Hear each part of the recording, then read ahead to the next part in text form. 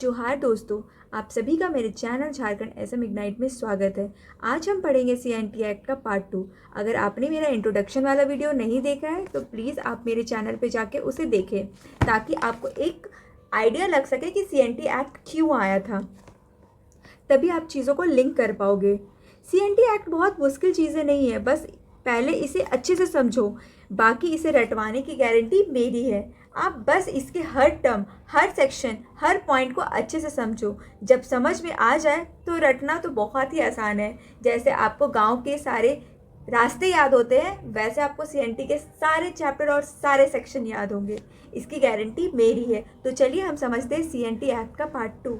Let's get started. तो सबसे पहले हम जानेंगे, पहले मैं थोड़ा सा बता दूं कि इसमें टोटल जो है वो शेड्यूल 2 है, 19 चैप्टर है और 271 सेक्शन है।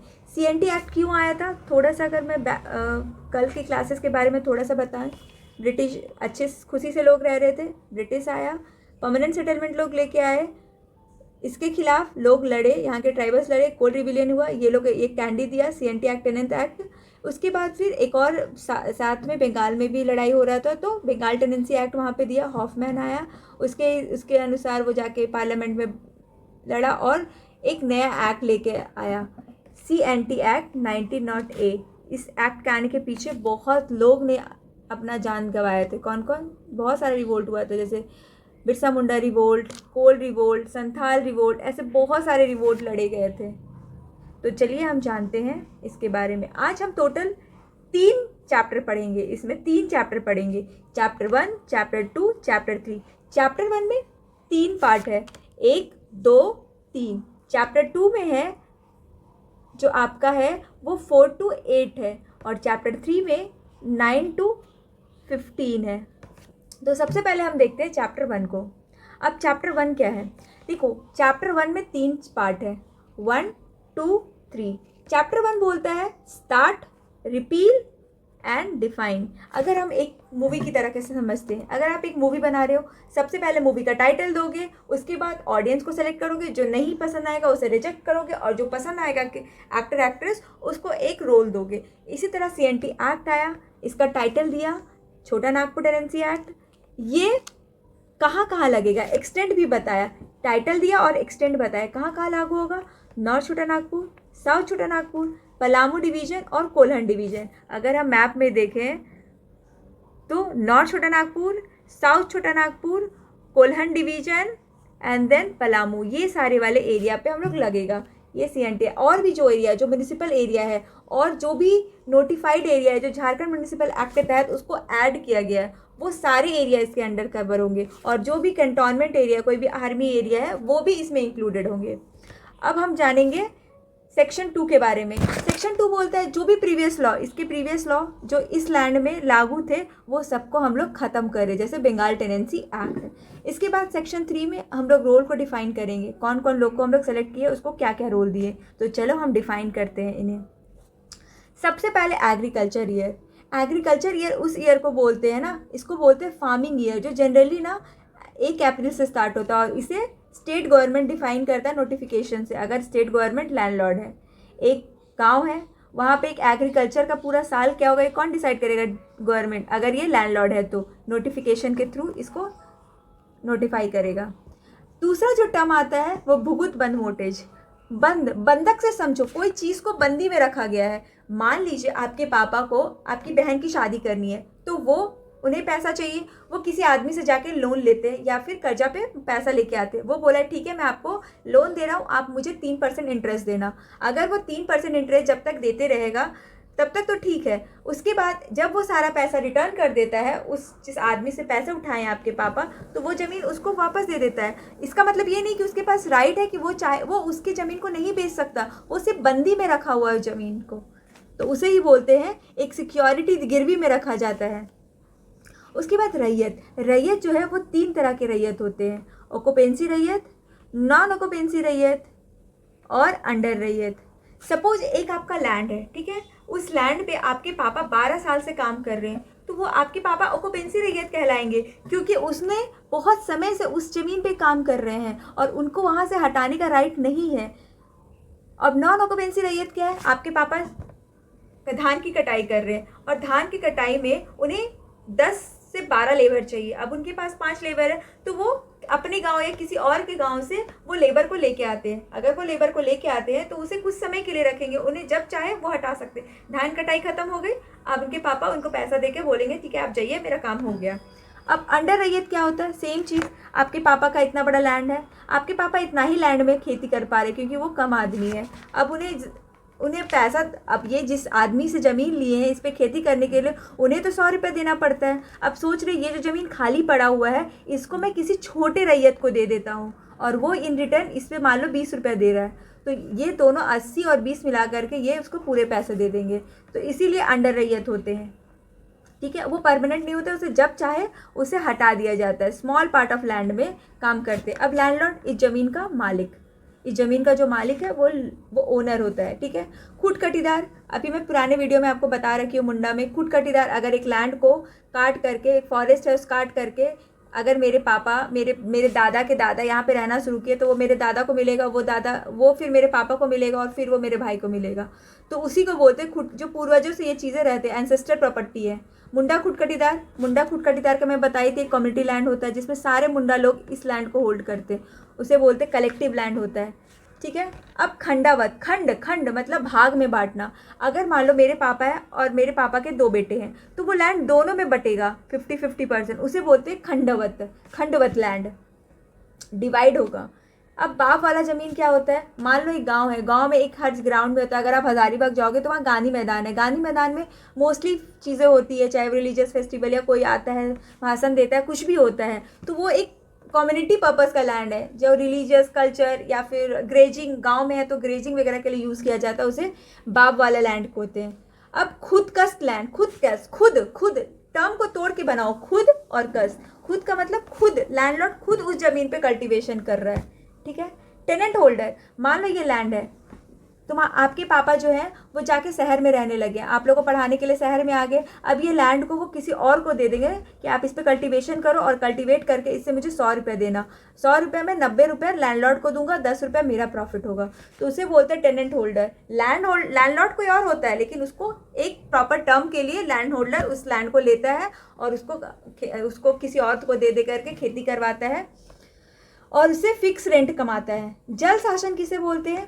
मान लो आपका गांव है, वहाँ से एक नदी बह रही है या एक तालाब है, तो उस तालाब का सबको यूज़ कर सकता है। ये नहीं आपके पापा बोलेंगे कि ये मेरा तालाब है, तो उसे बोलते हैं जल शासन।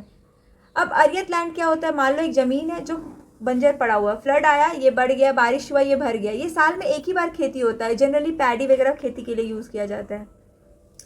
तो हम लोग इसी तरह करके चैप्टर 1 कंप्लीट करते हैं। अब हम लोग आते हैं चैप्टर 2 में। चैप्टर 2 में 5 आर्टिकल है, 4, 5, 6, 7, 8। अब 4 क्या बोलता है कि 4 क्लास ऑफ टेनेंट होंगे। अब 4 क्लास ऑफ टेनेंट कौन कौन है? एक टेनेंट होल्डर, एक रैयत हैविंग खूट कट्टी राइट और एक मुंडा खूट कट्टीदार। अब टेनेंट होल्डर भी मैं पहले बताई, रैयत भी बताई, रैयत हैविंग खूट कट्टी राइट भी बताई, मुंडा खूट कट्टी राइट, ये सारा आपका उसी में कवर हो गया। चैप्टर 1 पढ़े और चैप्टर 2 आसानी से आपका कंप्लीट हो गया। देख रहे हो चीज़ें, कनेक्शन, लिंक। अब चैप्टर 3 पढ़ते हैं, टेनेंट होल्डर। अब टेनेंट होल्डर के बारे में अगर हम लोग देखें तो 9 बोलता है नो। अब क्यों बोला, क्यों नो बोल रहा है? कि अगर आपके, मान लो सपोज मैं आपके पापा का एग्जांपल देती हूँ ताकि आप चीज़ों को लिंक कर सकें। आपके पापा एक ज़मीन पे 15 साल से काम कर रहे हैं और उस काम पे के लिए वो 100 रुपया लैंडलॉर्ड को दे रहे हैं। तो लैंडलॉर्ड अगर चाहे तो इसका रेंट नहीं बढ़ा सकता, क्योंकि वो खेती का ही काम कर रहे, कोई और काम नहीं कर रहे, उस पर खेती ही कर रहे हैं, जिस पर्पस के लिए लिए वही पर्पस का काम कर रहे हैं, तो इसका रेंट नहीं बढ़ेगा। लेकिन फिर आता है 9A, एक क्या है? ए से एक। अगर मान लो आपके पापा यही ज़मीन पे एक दुकान खोल दिए या तो फिर एक पॉन्ड बना दिए या कुछ और कर दिए जिससे आपके पापा का 100 रुपया नहीं आ करके 150 रुपया आ रहा है, मतलब आपके पापा का 50 रुपये एक्स्ट्रा बढ़ गया। अगर आपका 50 रुपये का एक्स्ट्रा बढ़ा तो लैंडलॉर्ड को जब पता चलेगा तो वो भी तो बोलेगा भैया मुझे भी दो 50 रुपया, 50 नहीं तो कम से कम 25 तो दो। तो ये लैंड अगर आप इसका खेती पर्पस ना करके आप कुछ और चीज़ के लिए यूज़ कर रहे हो जिसमें आपको प्रॉफिट हो रहा है, तो लैंडलॉर्ड इसका प्राइस को बढ़ा सकता है, इसके रेंट को बढ़ा सकता है। तो वही चीज़ यहाँ पे लिखा हुआ है, enhancement of rate of certain tenure. अब नेक्स्ट जो है वो आपका सेक्शन 10 आता है। अब 10 क्या बोलता है? 10 से याद रखो घंटी, मंदिर का घंटी, टन टन टन टन। अब इसी से हम कहानी सुनाते हैं। आपके गांव में एक मंदिर है, उस मंदिर के बगल में एक ज़मीन है। अब जो उस मंदिर का जो पुजारी है उसको भंडारा खिलाना है, या फिर 10 साल तक वो भंडारा खिला रहा है, यहाँ पे प्रोसेशन लगा रहा है, यहाँ पे मेला लगा रहा है। तो ये ज़मीन का मान लो एक लैंडलॉर्ड है, ये लैंडलॉर्ड इस ज़मीन को पंडित जी को 50 रुपये में दिया कि ठीक है आप कम्युनिटी पर्पज़ के लिए ये लैंड को यूज़ कर रहे हैं तो आप 50 रुपये में ले लें। तो ये अगर ये 10 साल के लिए लीज़ पे दे रहा है ये ज़मीन, तो ये 10 साल तक इसका रेंट नहीं बढ़ा सकता। ये छूट दिया गया है किसको? सर्टेन भूमिहर को दिया गया है। Certain Bhumihar not liable to enhancement of rent. ठीक है। नेक्स्ट 11। अब 11 से याद करो कि 11 बजे कोर्ट खुल गया है। कोर्ट खुल गया तो जाके रजिस्ट्री करा लो। अब किस चीज़ की रजिस्ट्री? मान लो आपका ये लैंड है, ठीक है। अब आपके जो पापा हैं वो जाके मान लो हज़ारीबाग में बस गए, अपने बच्चों को पढ़ाने के लिए हज़ारीबाग चले गए। अब जब ये हज़ारीबाग जाते हैं तो ये ज़मीन किसी और को दे देते हैं, किसी रैयत को या किसी और टेनेंट होल्डर को दे देते हैं। टेनेंट होल्डर के अंदर और भी एक हो सकता है, वो दे दिए। अब बोला कि भैया इसके हमको 110 रुपया चाहिए, 110 रुपये चाहिए। अब ये आदमी इस जगह पे काम करके इससे 10 रुपये 110 रुपये कलेक्ट कर रहा है। अगर ये किसी और को दे रहा है तो लैंडलॉर्ड को जाके बताना होता है, और बता करके डीसी के पास जाके रजिस्ट्री कराना पड़ता है कि हाँ हम ये लैंड इसको 10 साल के लिए दे रहे हैं। ठीक है। तो उसे ही हम लोग बोलते हैं कि यहाँ रजिस्ट्रेशन होगा, कहाँ पे जा कर के? कोर्ट में जा कर के, सर्टेन टेन्योर के लिए। लेकिन अगर आप बोलोगे कि अच्छा मैम ये बताओ कि अगर लैंडलॉर्ड मना कर दिया तो कि नहीं हम ये लैंड नहीं देंगे, आप मेरे को ही दे दो, हम नहीं देंगे इसे रेंट पे, तो यहाँ पे ये जो आपके पापा है वो डीसी के पास जाएंगे, वो बोलेंगे ऐसा ऐसा कंडीशन है, मैं गाँव में टाउन चला गया हूँ, तो मैं चाह रहा हूँ ये ज़मीन मैं किसी और को दे दूँ ताकि रेंट तो मुझे भरना पड़ेगा। तो अगर डीसी देखा कि हाँ ये सही बोल रहा है, इसका लीगैलिटी सही है, तो लैंडलॉर्ड भैया हाँ बोलो या ना बोलो ये दे देगा, ये दे देगा। तो 2 से दे देगा। 2 से और एक चीज़ याद रखना कि एक के पास राइट नहीं है, 2 के पास राइट है। कौन 2 लोग के पास? एक लैंडलॉर्ड, एक डीसी। अगर डीसी मना किया तो अगर लैंडलॉर्ड मना किया तो डीसी के पास जा कर के आप वो राइट ले सकते हो। ठीक है। अब 13 से डिवीज़न 3 में हुआ। अब 3 में हम लोग डिवाइड कर दिए एक लैंड को। ठीक है। किसी को दे दिए 30%, किसी को दे दिए 30% और किसी को दे दिए 40%। तो अगर आप 3 लोग को ज़मीन दे रहे हो ना, तो आप इससे 30 ही रुपये ले सकते हो, इससे भी 30 और इससे 40। ये नहीं कि आप इससे 40 रुपये ले रहे हो क्योंकि ये आपका दोस्त नहीं है, ये आपका अपना है, तो इससे आप 20 रुपये ले रहे हो 40% लैंड दे के। ऐसा नहीं है, उसी प्रोपोर्शन से रेंट दिया जाएगा। वो अगर जिससे आप ज़्यादा ले रहे हो वो डीसी के पास जाके अपना रेंट चेक करवा सकता है।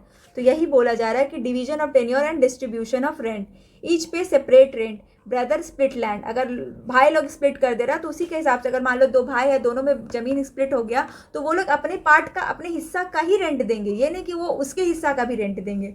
ठीक है। अब सेक्शन 40 4 से क्या याद रखो? चोर। मान लो एक आदमी है, मान लो आपके मामू हैं, आपके मामू जो है वो आपका ज़मीन, आपके पापा शहर चले गए, वो आपके मामू को ज़मीन दे दिए। अब वो आपके मामू क्या किए ना, इस ज़मीन को वो गलत यूज़ कर रहे हैं, इस पे फल लगवा रहे हैं, इसका पेड़ कटवा रहे हैं, इसका और भी बोल सकते हो लाइक यहाँ पे ज़मीन खुदवा रहे हैं, यहाँ पॉन्ड बनवा रहे हैं, यहाँ कंस्ट्रक्शन कर रहे हैं। और ये चीज़ जब लैंडलॉर्ड को जाके पता चलेगा कि मैं लैंड किसी और को दिए, वो किसी और को दे दिया और मेरे लैंड का गलत यूज़ कर रहा है, मेरे लैंड का वैल्यू डिग्रेड कर रहा है, तो ये जो लैंडलॉर्ड है वो डीसी के पास जा करके अपना जो लीज़ है वो इंड करा करके ये ज़मीन को फिर से अपने नाम करवा सकता है। समझे? नेक्स्ट है 15। अब 15 क्या बोलता है कि मान लो कि एक लैंड है, ठीक है। इस लैंड में मान लो कि आपके पापा इस लैंड को किसी और को दे दिए और यहाँ पे आपका सीरा पिंडा घर है। अब सीरा पिंडा घर बोला जाता है, चाहे वो होली हो, चाहे वो दशहरा हो, चाहे वो दुर्गा पूजा हो, यहाँ पे पूजा किया जाता है। तो इस लैंड पे आपके पापा जा कर के पूजा कर सकते हैं। अगर आपके पापा लैंडलॉर्ड है यहाँ के, तो इस लैंड पे जाके पूजा कर सकते हैं। यहाँ जो जिसको ये लीज पे दिया है वो इसको मना नहीं करेगा। वही आर्टिकल 15 बोलता है, सेक्शन 15 बोलता है कि लैंडलॉर्ड के पास लीगल राइट होता है। जब तक उसको हटा नहीं दिया जाता तब तक इसके पास लीगल राइट होता है कि वो वहाँ जा कर के पूजा कर सकता है। तो इस तरह से हम चैप्टर 1, चैप्टर 2 और चैप्टर 3 कंप्लीट करते हैं। इसको हम क्विक रिवीजन कराते हैं। जैसे मैं बताई, 2 शेड्यूल 19, 2 शेड्यूल है, 79 चैप्टर है और 271 आर्टिकल। प्रिलिमिनरी में पहला एक्सटेंड, रिपील, डिफाइन। डिफाइन क्या क्या किया? एग्रीकल्चर ईयर, भूगुत बंद, मोटेज, रैयत, लैंडलॉर्ड, खुदकट्टी, मुंडा खुदकट्टी, खंडावत लैंड, बाबवाला, खुदकस लैंड, टेनर होल्डर, जल शासन, अरियत लैंड। ये सभी अभी हम ऊपर में पढ़े। उसके बाद हम लोग चैप्टर 2 पढ़े। इसमें टोटल 5 था, 4, 5, 6, 7, 8 बोला। 4 से 4 क्लास, 5 टेनेंट होल्डर, 6 रैयत, 7 रैयत जिसके पास खूंट कटीदार राइट है, मुंडा खूंट कटीदार हो गया। फिर चैप्टर 3 में हम लोग क्या पढ़े? चैप्टर 3 में हम लोग इसमें टोटल 7 था। क्या था? 9, एक 9A है, 10, 11, 12, 13, 14, 15। 9 में क्या पढ़े? नो, नहीं दे रेंट इंक्रीज नहीं कर सकते। 9 अगर आप प्रॉफिट पर्पज़ के लिए यूज़ करोगे तो लैंडलॉर्ड आके रेंट इंक्रीज कर देगा। 10 भूयहर को दे रहे हो, अगर वो कम्युनिटी पर्पज़ या किसी चीज़ के लिए यूज़ कर रहा है, सर्टेन भूयहर को राइट रहता है कि इसका रेंट इंक्रीज नहीं होगा। 11 रजिस्टर ऑफिस में जा करके रजिस्टर कराओ। 12 रिफ्यूज़ल रिमिटी, अगर रिफ्यूज़ कर देता है लैंडलॉर्ड कि हम नहीं देंगे लैंड को, तो वो डीसी से परमिशन लेकर के उस लैंड को करा सकता है। 13 अगर स्प्लिट कर रहे हो 3 भाग में तो तीनों को इक्वली अपना पार्ट ऑफ शेयर देना पड़ेगा एज अ रेंट। 14 अगर क्लेम कैंसिल कर दिए, मतलब चोरी कर रहे हैं, तो उसका जो क्लेम है वो कैंसिल हो जाएगा और वो ज़मीन लैंडलॉर्ड को दोबारा मिल जाएगा। लैंडलॉर्ड के पास राइट होता है कि अब अगर उसका जगह है तो वहाँ पे जाके पूजा कर सकता है। इसी तरीके से मैं पूरा आपको CNT SPT एक्ट पढ़ाने वाली हूँ, बहुत ही मज़ेदार तरीके से। अगर आपको मेरे पढ़ाने का तरीका अच्छा लग रहा है तो please like, share and subscribe करें। और हाँ, इस वीडियो को उन सारे बच्चे तक पहुँचाएं जो अभी तक CNT एक्ट के बारे में जानकर ही डरते कि हाँ ये तो बहुत टफ एक्ट है, लेकिन यहाँ से आप समझ लो कि 10 नंबर आपके पक्के आ जाएंगे। और तो चलिए दोस्त, तब तक के लिए हम विदा लेते हैं। तब तक के लिए जोहार भाई, मिलते हैं इस CNT एक्ट के 3rd पार्ट में। बाय बाय, जोहार।